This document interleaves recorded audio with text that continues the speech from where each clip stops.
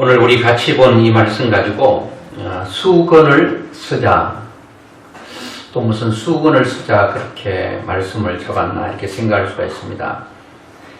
제가 고린도전서 11장의 말씀을 봤는데요. 고린도전서는 전후서가 있는데 고린도 교회에 대한 그 바울이 편지를 쓴 건데, 고린도전서는 고린도 교회가 참 문제가 좀 많이 있었습니다. 그런데 고린도 교회는 굉장한 은사들이 많이 나타난 교회였거든요. 그래서 12장에 보면 쭉 은사들이 다 있어요. 교회도 성도들이 각종 각양의 은사를 많이 받으면 좋겠죠. 신유의 은사, 통변의 은사, 또 방언의 은사, 이런 여러 가지 은사를 많이 받아놓으면 기도할 때도 10시간이고 20시간이고 방언으로 계속 기도하면 할 수 있거든요. 그리고 방언을 하다 보면은 이게 하늘의 소리이기 때문에 우리가 잘 못 알아들어. 자기가 한 얘기가 무슨 내용인지 잘 몰라요. 그래서 이제 물론 하는 사람은 이 머릿속에 생각이 입으로 나와서 해석이 되기도 하지만 그게 정확한 해석이 아닐 수도 있기 때문에 방언하는 사람은 방언 통역하기를 또 힘써라 이렇게 말씀하고 있고, 또 예언하는 사람들이 있고, 또 병든 자를 위해 기도하면 병이 치유되는 그 신유의 은사가 또 있고, 뭐 여러 가지 은사가 있으면서 12장 끝에 너희는 더 큰 은사를 사모하라. 그래서 우리가 잘 아는 대로 고린도전서 13장에는 사랑장이잖아요. 사랑은 오래 참고부터 시작해서 마지막에 견디는 것으로 끝이 납니다. 사랑의 완성은 뭐냐? 견디는 것이요. 견디는 것. 내 마음대로, 내 성질대로, 내 기분대로 하지 아니하고 내가 진정으로 사랑하면 견디는 것. 힘든 것도 견디고, 괴로운 것도 견디고, 아픔도 견디고, 견디는 자가 이기는 거예요. 저는 선한 사람과 악한 사람이 이렇게 대결을 할 때 누가 이기는가 봤더니 대부분 악한 사람이 이깁니다. 착하고 선한 사람이 큰 상처를 받고 뒤로 먼저 나가 떨어집니다. 그래서 저는 결혼도 착한 사람은 착한 사람과 해야 된다고 생각됩니다. 거칠은 사람과 온유한 사람과 해놓으면 거칠은 사람은 거칠 게 없어요. 자기 하고 싶은 대로 다 해버리니까. 그런데 엄청난 괴로움을 당하는 사람은 착하고 여린 사람입니다. 상처가 이만저만이 아닙니다. 그래서 그의 상처를 끌어안고 살죠. 주위에 그런 가정들이 있어요. 다 참고 받아주고 견디고, 그래서 자기 마음은 완전히 걸레가 되어버린 거예요. 그런데 거칠게 살아가는 사람은 걱정이 없어. 하고 싶은 말 다 하고 하고 싶은 행동 다 하고 내 마음대로 사니까. 그런데 사랑의 종착역은 견디는 거예요. 근데 악한 사람이 이기느냐, 선한 사람이 이기느냐? 대부분 악한 사람이 이깁니다. 그런데 다 그런 건 아니고 누가 이기느냐? 끝까지 견디는 자가 이기는 거예요. 선한 자도 끝까지 견디면 이기게 되는 거예요. 대부분 무슨 일이 있을 때에 선한 사람은 끝까지 대립하거나 대항하지 않습니다. 내가 오라도 그냥 못 이긴 척하고 내려놓고 포기해버려요. 그러니까 악한 사람이 이겼는데 자기가 옳아서 이긴 줄 압니다. 천만에 그렇지 않아요. 이 선한 사람이 너무 아파서 고통스러워서 그래 니 잘났다 하고 그냥 포기하고 져버리는 거예요. 그런데 고린도 교회는 여러 가지 문제들이 많았습니다. 파도 많았고, 나는 바울파니, 나는 게바 베드로파니, 또 나는 예수파니, 나는 누구파니, 그런 파당이 일어나고 또 많은 문제들이 생기니까 바울이 고린도 교회에 일어나는 문제에 대하여 그에 대한 그 고린도 교인들이 이런 문제에 대해서 제기한 것에 대해서 답을 단 것이 고린도 전서입니다. 그 가운데 11장에 와서는 무에 대한 그들의 고민을 답하고 있는가 하면 수건을 써야 되느냐 말아야 되느냐 이 문제 가지고 얘기를 하고 있습니다. 거기에 바울은 답을 하고 있는 내용을 오늘 제가 본문을 읽었는데요. 자, 여러분, 수건을 써야 됩니까? 말아야 됩니까? 이게 무슨 여러분 시비거리가 되고 논쟁거리가 되겠습니까? 단순히 여러분 수건을 쓰느냐 쓰지 않느냐가 문제가 아니고 수건을 쓴다는 의미가 있다는 거예요. 그게 중요합니다.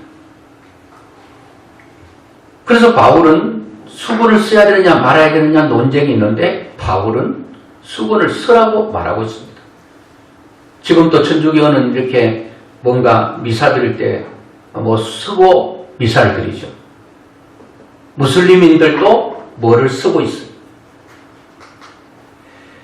자, 그런데 바울은 오늘 수건을 쓰라고 했는데 이 수건의 의미가 뭔가 하면 내 머리 위에는 어른이 있다, 그런 표시입니다. 수건을 쓰면 어떻고 안 쓰면 어떻습니까? 그 당시의 수건의 의미는 내 머리 위에 어른이 있다, 그런 얘기입니다. 지금 시대는 수건 쓴 사람이 없습니다. 그냥 여러분들이 뭐 수건 쓰는 그런 의미가 아니라 그 진정한 의미, 내 머리 위에는 어른이 있어야 되는데 어른이 사라졌습니다. 내가 어른이, 내 위에는 아무도 없는 거예요. 세상이 무질서하고 혼란하고 혼탁하고 흑암 가운데 헤매고 있습니다. 다시 한번 빛이 와서 그 혼란하고 혼돈하고 공허한 이 세상에, 무질서한 이 세상에 다시 질서를 잡아주셔야 되고, 혼돈한 세상에 다시 정돈이 일어나야 되고, 공허하고 허전하고 적막한 인생들 가운데 그 비어있는 마음의 체험이 일어나야 된다는 거예요. 완전히 수건을 다 벗어제껴버렸어요. 원래는 사람들이 수건을 쓰고 있었습니다. 그 천사, 하나님을 찬양한 천사들도 수건을 쓰고 있었어요. 내 위에는 하나님이 계시다. 그걸 인정하고 있었거든요. 그거를 믿고 있었어요. 어느 날 수건을 집어 던져버려요. 내 위에는 아무도 없다. 내 위에 지존자 없어. 이 세상이 절대로 없다. 다 상대적이다. 이 세상이 절대가 어디 있는가? 이렇게 사람들이 말하고 있죠. 얼마 전에 이런 게 유튜브로 나가기 때문에 그 본인은 누구인지 알 거예요. 또 알면 또 안 좋은 거는 또 안 좋은 거니까 뭐 어디 지역도 얘기하지 않을 것이고 또 누구라고는 얘기하지 않겠습니다. 여성이에요. 굉장히 젊습니다. 저도 차를 타고 갔고 그 사람도 차를 타고 이 골목길에 사거리에 딱 서가지고 아주 입에 담을 수 없는 베이비 하면서 욕을 하는데, 그래서 그 욕을 얻어먹는 대상이 누군가 봤더니 자기 아버지 뻘보다도 더 되는 그 할아버지 뻘 되는 사람에게 그렇게 입에 담을 수 없는 욕을 하고 있는 거예요. 그래서 제가 이야, 수건을 벗어 제꼈구나. 어른이 없는 세상. 애들도요, 내 위에는 없는 거예요. 내 위에 누가 있어야 됩니까? 부모가 있어야 되죠. 그리고 내 위에 조부가 있어야 됩니다. 그리고 위에 조모와 조부가 있어야 되죠. 없는 거예요. 학교에는 학생들 위에는 선생님이 있어야 되고 있었습니다. 지금 있나요? 없어요. 과거에는 우리 학교 다닐 때요, 이 아이들이 선생님인데 몽둥이로 매맞고 그래 집에 와가지고 이 엉덩이에서 시퍼렇게 멍들어도요, 부모님이 덕달같이 선생님이 가가지고 애 그냥 멍든 그 허벅지를 보여주면서 당신에게 삿대질하면서 당신이 선생이면 선생이지 무슨 우리 이 귀한 아들에게 귀한 자녀에게 이렇게 멍들게 하시니까 그런 부모 없었어요. 오히려 선생님을 두둔했어요. 너가 뭔가 맞을 짓을 했고 너가 뭔가 잘못했기 때문에 맞았겠지. 이 질서가 딱 서는 거예요. 요즘은요, 그러다가 큰일 납니다. 큰일 나요. 과거에는 성도들이 무슨 일이 있으면 목사에게 와서 상담하고 이렇게 얘기했어요. 이제는 그런 게 별로 없어요. 오늘 여기서 바울이 말하고 있는 것은 권위에 대한 것들이 없어진 거예요. 왜 그런가 봤더니 이들에게 언사들이 많이 일어나니까요. 이제 필요 없는 거예요, 이제. 여자의 머리는 남자요, 남자의 머리는 그리스도요, 그리스도의 머리는 바로 하나님이라. 이렇게 하나님이 질서를 딱 세워놓고 이렇게 중심을 딱 잡아놨어. 근데 여성들이 내 머리는 남자인데 필요 없다는 거예요. 당신이 나보다 나은 게 뭐가 있어? 공부를 많이 했어? 잘생기기를 해서 지혜롭기를 해. 당신이 나를 위해 또 가정을 위해서 한 일이 뭐야? 이렇게 하면서 아내가 남편에게 도전을 합니다. 남편 말하면 소귀에 경일깁니다. 너는 해라, 나는 안 듣는다. 이런 가정 행복할까요? 바로 행복이 깨집니다. 저도 시골에서 보면 여장부가 있어. 일도 열심히 하고 남편이 결정하지 않고 아내들이 다 결정해요. 그리고 일도 남편보다 더 열심히 해. 그런데 생각하면서 야, 힘 좋은 거는 좋고 남편보다 모든 결정권을 가지고 하는 거는 좋은데 저 아내가 과연 행복할까? 나는 남편이 하는 일을 내가 다 하고 결정도 내가 다 하고 하니까 나는 남편 위에 있으니까 나는 아내로서 굉장히 행복해. 그럴까? 과연 저는 그 여인은 불행하다라고 생각이 듭니다.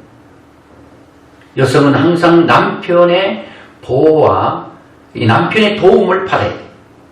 아무리 남편보다도 담력이 있고 남편 없을 때 바퀴벌레 날아다니는 바퀴벌레 손으로 탁 때려 죽이더라도 남편이 있을 때는 개미 새끼 한 마리 보는 것처럼 피를 초풍하면서 넘어져야 돼. 어머나 개미다. 그런 남편이 와가지고 탁 때리면서 역시 남자는 남자야. 이게 남자의 프라이드.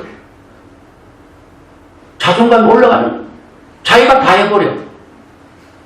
남편이 잡으려고 그러면 낫다 저리 가져와. 자기가 손바닥으로 센 손바닥으로 그냥 때려잡고 아무렇지도 않아. 그런데 고린도 교회는 이런 문제가 생기는 거예요. 이제 권위를 인정하지 않는 거예요. 이제 성도들이 자기가 신유원사가 나타나고 방언을 하고 예언을 하고 통변을 하고 여러 가지 하니까 목사님은 방언도 못하네. 목사님 말을 안 듣는 거예요. 무슨 구역이라든지 세일이라든지 목장이라든지 거기에 리더가 있는데 리더 중에 거기에 세일원이 있고 목원이 있고 그리고 구역원들이 있잖아요. 구역장은 방언도 못하니 자기는 방언도 하고 예언도 하는데 안 들어. 교회는 무슨 기관이 있어요? 회장님이 뛰어날 수도 있고 좀 그렇지 못할 수가 있어요. 회장님은 한 명이고 회원들은 많기 때문에 그 회원 중에 회장님보다도 여러모로 뛰어난 사람이 있을 수 있죠. 그래도 회장의 권위를 인정해 주는 거예요. 그리고 또 어떤 일을 할 때에 회장님이 뭘 하려고 할 때 협력하고 도와줄 수 있는 거예요. 근데 자기가 무슨 주장하면서 회장 놔두고 내가 뭔가 회장처럼 일을 해버리고 다 자기가 처리해버리고 소리 높여서 그 모든 것들을 무너뜨린다면 이 질서는 파괴되고 마는 거예요. 그래서 바울은 말하기를 수건을 쓰라 이렇게 말하고 있거든요. 자, 오늘 여러분 오늘 말씀 보면 참 바울은 이 정도로 대단하게 하는데 11장 1절을 우리 같이 보겠습니다. 시작. 내가 그리스도를 본받는 자가 되는 것 같이 너희는 나를 본받는 자가 되라. 야, 내가 그리스도를 본받았다. 그러니까 너희들이 나를 본받는 것은 곧 그리스도를 본받는 것과 동일하다. 여러분 그렇게 할 수 있어요? 나 본받아. 내가 그리스도를 본받는 사람이니까. 너가 나를 본받는 것은 곧 그리스도를 본받는 것과 동일하니까. 이렇게 자신있게 여러분 말할 수 있나요? 자녀들에게 아빠 신앙 따라와. 엄마 신앙 따라와. 그렇게 말할 수 있다는 것은 대단한 거예요. 자, 그러면서 질서를 말합니다. 3절에 그러나 나는 너희가 알기를 원하노니 각 남자의 머리는 그리스도요 여자의 머리는 남자요 그리스도의 머리는 하나님이시라. 질서와 권위를 딱 얘기해주고 있는 거예요. 자, 예수님도 하나님이시지만 늘 위에 수건을 쓰고 계셨어요. 그 수건이 누구예요? 내 위에는 하나님이 계셔. 자유로 무엇을 결정하고 자유로 뭐 행동하지 아니하고 늘 아버지의 뜻을 따라서, 그것이 십자가에서 죽는 거라면 그 아버지의 뜻, 내 머리 위에 수건이신 하나님의 뜻을 그대로 반영하고 살았던, 나는 하나님 없이는 아무것도 할 수 없다고 그렇게 말했던 분이 바로 예수 그리스도. 자, 사는 남자의 머리는 그리스도예요. 여자의 머리는 바로 남자예요. 이렇게 말하고 있습니다. 자, 예수님, 하나님이신 예수님도 머리에 수건을 벗지 않았는데 사람들이 머리에 수건을 벗어버렸어요. 원래는요, 아담이 머리에 수건을 쓰고 있었죠. 그런데 자기가 먼저 수건을 벗어졌던 그 하나님을 찬양했던 천사가 수건을 벗어제끼면서 이제 질서를 무너뜨리고, 그 무너뜨린 그 사단이 창세기 3장에 와서 아담 귀에 대놓고 하와 귀에 대놓고 너희도 머리에 그 수건을 벗어버려. 그 말 듣고 벗어버렸어요. 그때부터 아담은 하나님의 지시와 통치와 다스림이 받지 아니하고 자기 스스로 그 판단하고 결정하고 살아가는 거예요. 자, 그런데요, 오늘 본문 한번 보겠습니다. 본문에 보면 4절을 한번 보겠습니다. 4절 시작. 물론 남자로서 머리에 무엇을 쓰고 기도나 예언을 하는 자는 그 머리를 욕되게 하는 것이요.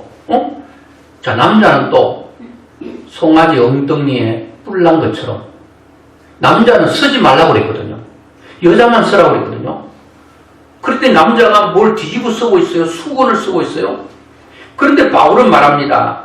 남자로서 머리에 무엇을 쓰고 기도나 예언을 하는 자는 그 머리를 욕되게 하는 것이래요. 머리에 쓰지 말라는.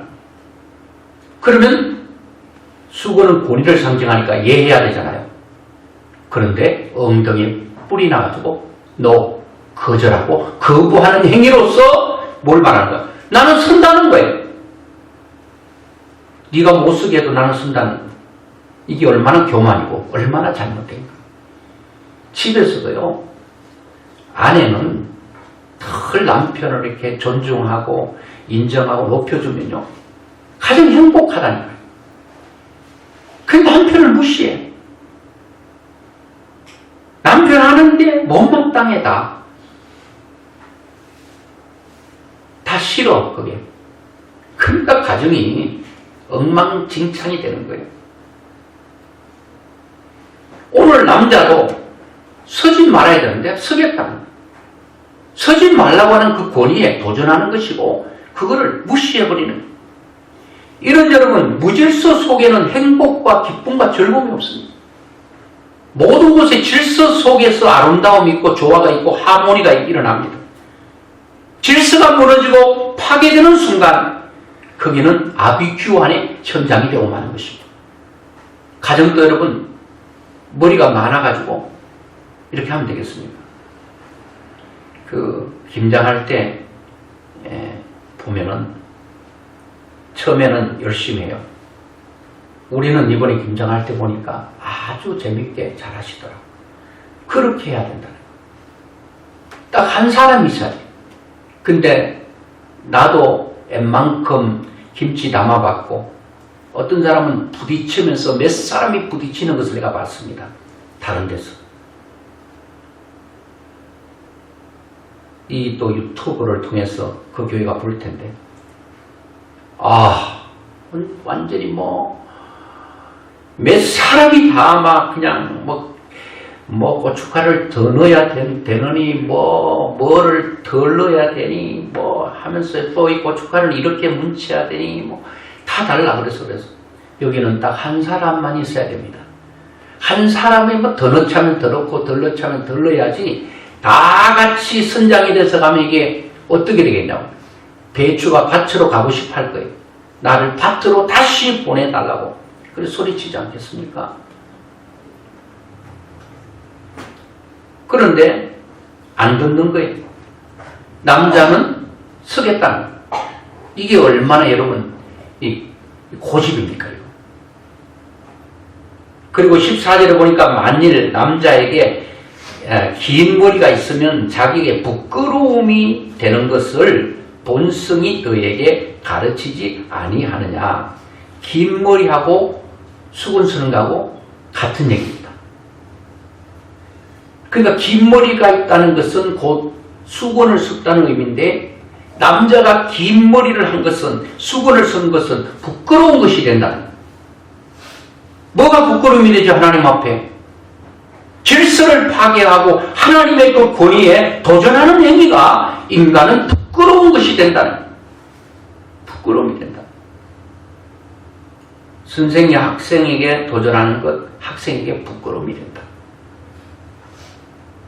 아내가 남편에게 도전하는 것은 부끄러움이 된다. 자기 자신에게. 근데 고민이 생겨요. 뭐 어떻게 나보다 훨씬 못한데 어떻게 해야 되냐. 의논하면 되잖아요. 협력하면 되잖아요. 여보, 이거는 이렇게 했으면 참 좋겠네요. 남편도 아무리 미련하고 지혜가 없어도 다 있어요. 생각하는 거는 나름대로 다 있어요. 하도 무시하고 취업하니까 생각도 갑자기 안 나고, 아내가 눈 크게 떠보면 생각이 그냥 순식간에 사라져버리고, 그러니까 남편이 완전 바보가 돼버립니다. 그래서 어떤 남편은 아내 눈보기가 무섭대요. 눈을 딱 보면 그냥 항상 3분의 2 정도 더 크게 떠버리니까 남편이 그냥 아내의 눈 속에 빨려 들어갈 것 같은 두려움과 공포, 그리고 아무 생각도 나지 않고 머리는 하얘진다.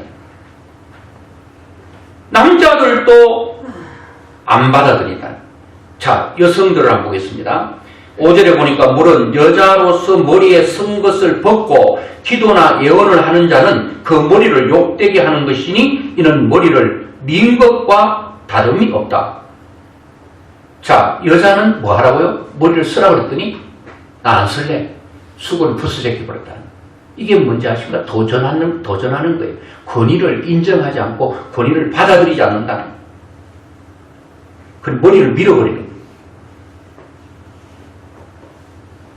6절에 보니까 만일 여자가 머리를 가리지 않거든 깎을 것이요, 만일 깎거나 미는 것이 여자에게 부끄러움이 되거든 가릴지. 머리를 밀어버리는 거 부끄러움이 된다는 거예요.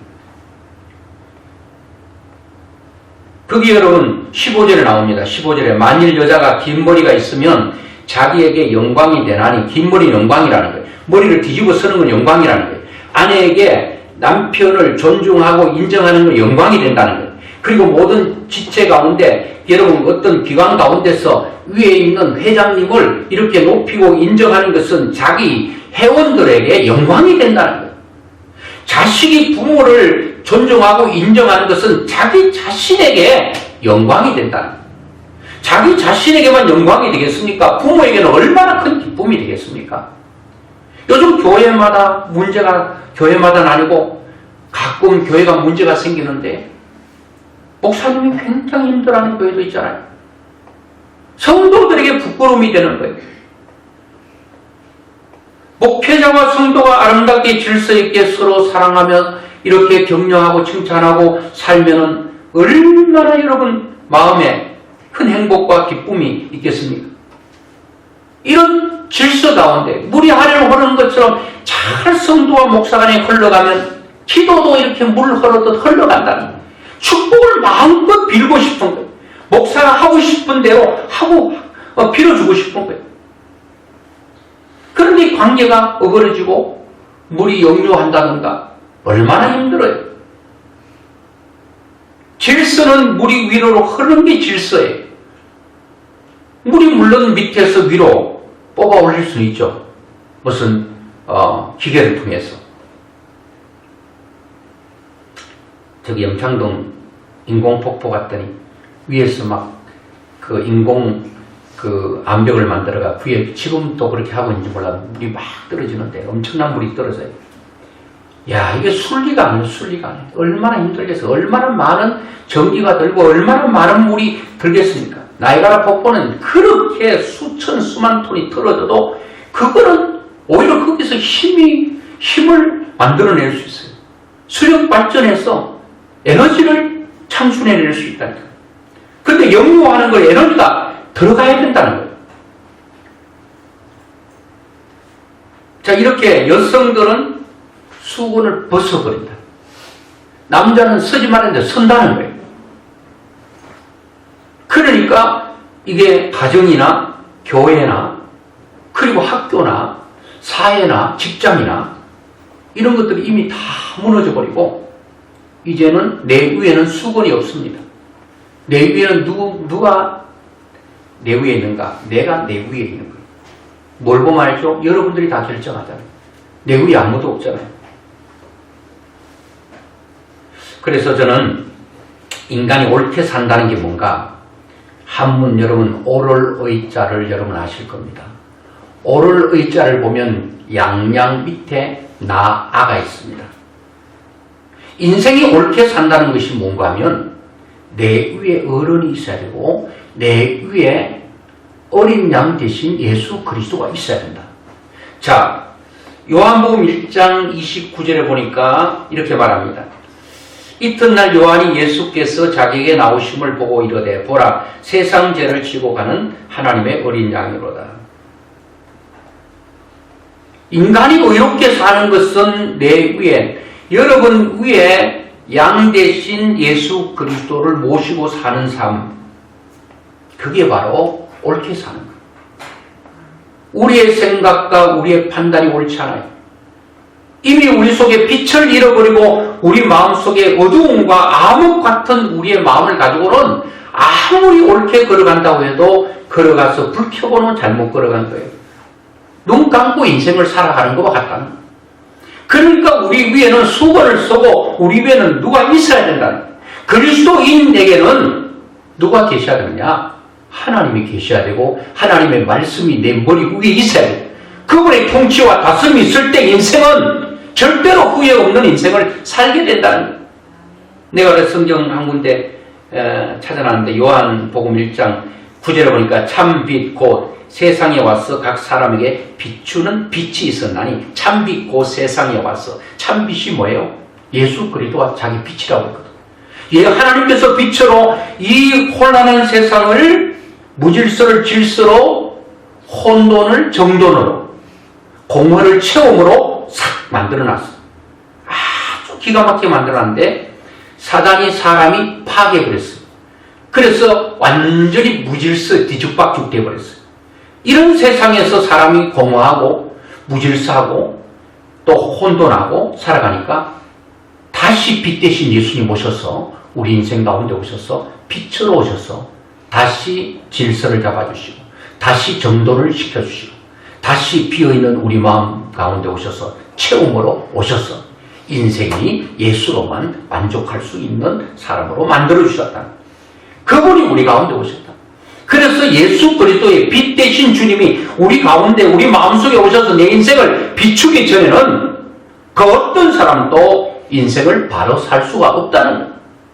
그래서 주님을 우리는 우리 마음속에 영접하는 거예요.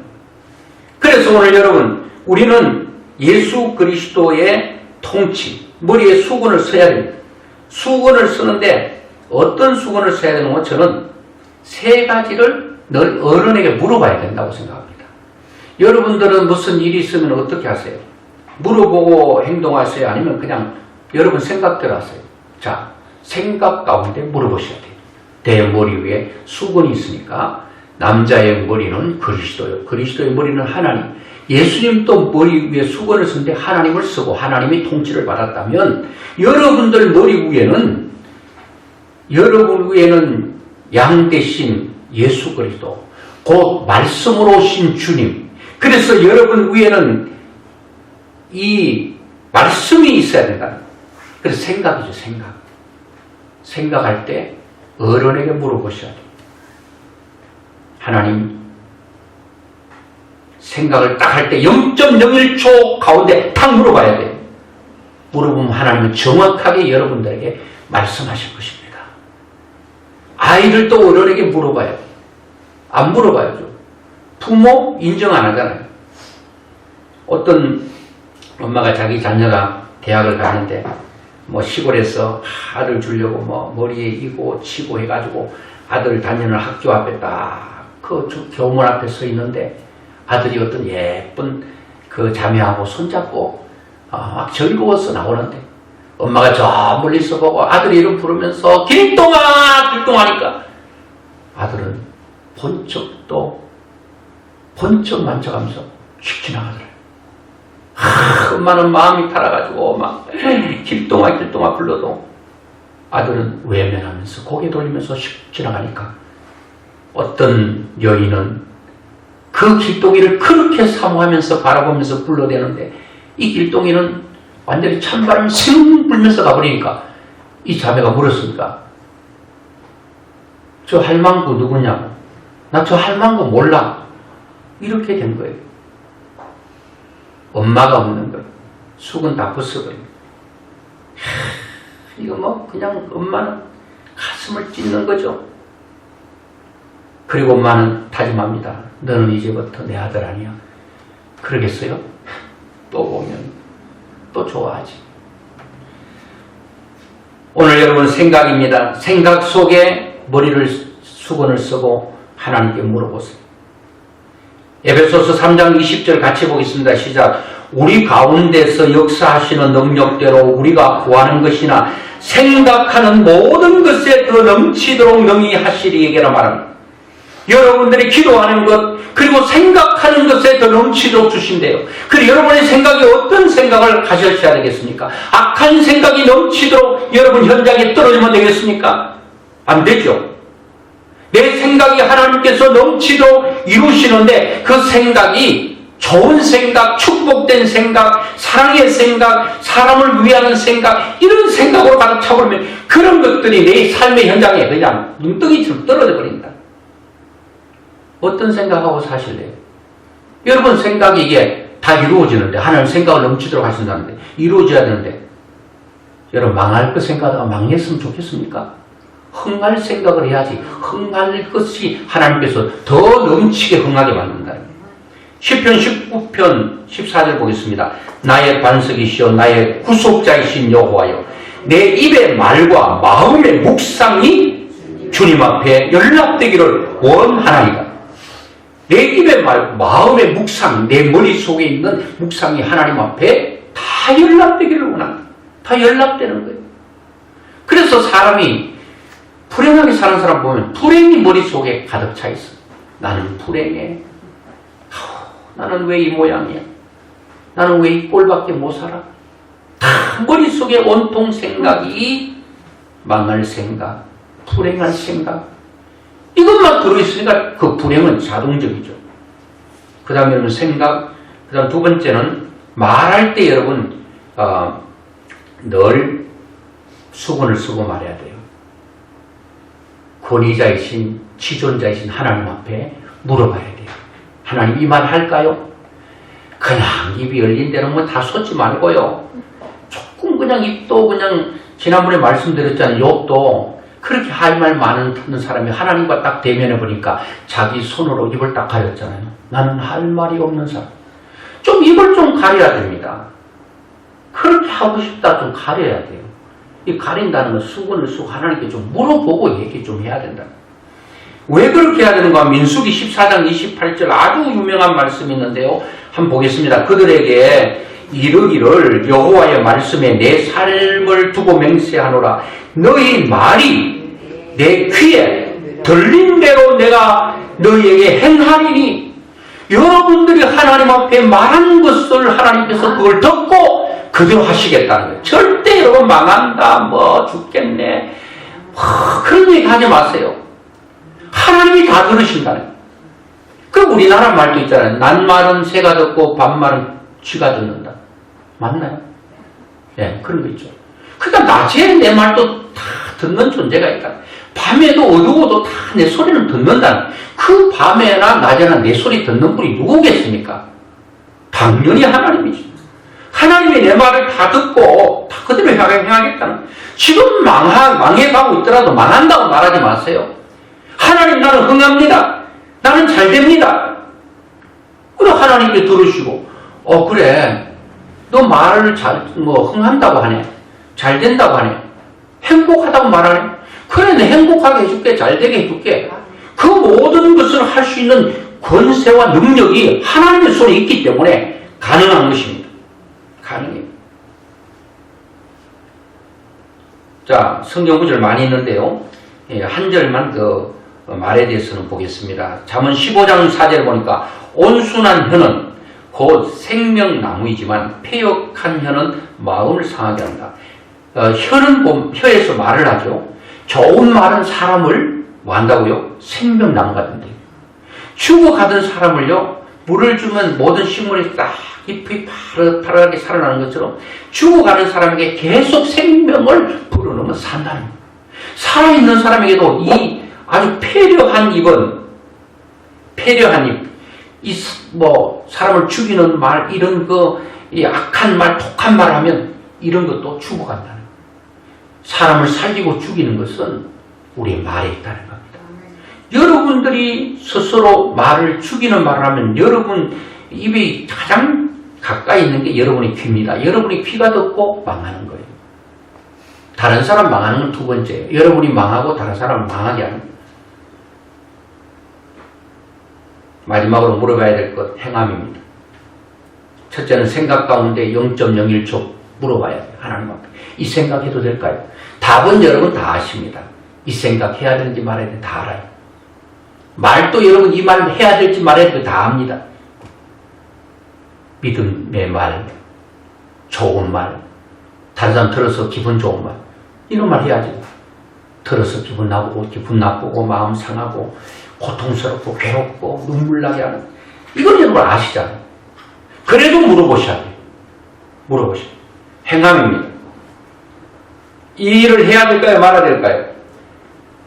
자, 갈라디아서 6장 7절로 9절까지 한번 보겠습니다. 스스로 속이지 말라. 하나님은 업신여김을 받지 아니하시나니 사람이 무엇으로 심든지 그대로 거두리라. 그랬어요. 그대로 거둔다. 그래서 요한계시록 22장 12절 보라, 내가 속히 오리니 내가 줄 상이 내게 있어. 각 사람에게 그가 행한 대로 갚아주리라. 이 말이 뭐? 여러분 심은 대로 거둔다. 여러분 삶이 비록 힘들고 어려울 수 있습니다. 지금 당장 눈물 나고 괴로울 수 있습니다. 피하고 싶은 환경일 수도 있습니다. 그런데 하나님께서 모든 것이 합력하여 선을 이룬다는 말씀을 여러분 꼭 믿고, 어디까지 여러분들은 생각과 말과 행동을 일치해야 되는가 하면 데살로니가전서 5장 16절로 18절 읽고 말씀 맺겠습니다. 잘하는 말씀입니다. 같이 하겠습니다. 항상 기뻐하라. 쉬지 말고 기도하라. 범사에 감사하라. 이것이 그리스도 예수 안에서 너희를 향하신 하나님의 뜻이니라. 아멘. 여러분들의 삶이 항상 기뻐할 수 있을 때까지 여러분이 훈련하셔야 돼요. 지금 기뻐할 일 아무것도 없어. 그런데 로마서 8장 28절, 하나님을 사랑하는 자 그 뜻대로 부르심을 입은 자들 모든 것이 합력하여 선을 이루신다고 했습니다. 이 말씀 믿습니다. 오늘 비록 참 견디기 힘들고 참 힘들지만 저는 오늘도 이 성도들이 많이 나오지 않고 또 여러분들이 나왔으니까 얼마나 감사해요. 오늘 저는 나오지 않고 또 뭐 이런 분들 감사했어요. 하나님의 뜻이 있습니다. 하나님은 절대 우리의 삶을, 내가 설사 잘못하고 오류의 삶을 살아도 그것을 하나님은 마지막에 주무르시고 다시 빚어서 선으로 만드실 거니까. 난 비록 힘들고 어려워도 선을 이루실 하나님을 보며 내가 기뻐합니다. 선을 이루실 하나님을 보며 내가 감사합니다. 선을 이루실 하나님을 보며 찬양합니다. 여러분들이 이 단계까지 가셔야 됩니다. 여러분의 삶의 현장이 자식도 못마땅하고 눈에 거슬리고 그리고 모든 주위가 환경이 거슬려도 그래도 감사합니다. 이게 나와야 돼요. 자동으로. 감사가 나오고 기도가 자동으로 나오고 그리고 기쁨이 자동으로 나올 때 그때까지 가야 됩니다. 머리에 수건 벗어 제끼지 마세요. 수건 쓰세요. 그렇다고 다음 주에 다 남자나 여자 수건 뒤집어 쓰고 안 돼요. 그런 의미가 아니라고 했죠. 의미입니다. 수건을 넣어 쓰세요. 벗지 마세요. 내 머리 위에는 어른이 계시는데 하나님 어른이 계신다. 그분에게 늘 묻고 살리라. 생각도 물어보고 말도 물어보고 나의 행동도 물어보면 내 인생은 절대로 후회 없는 인생이 될 것이다. 반드시 승리하는 인생이 될 것이다. 이런 축복이 여러분과 저에게 있기를 주의 이름으로 축원합니다.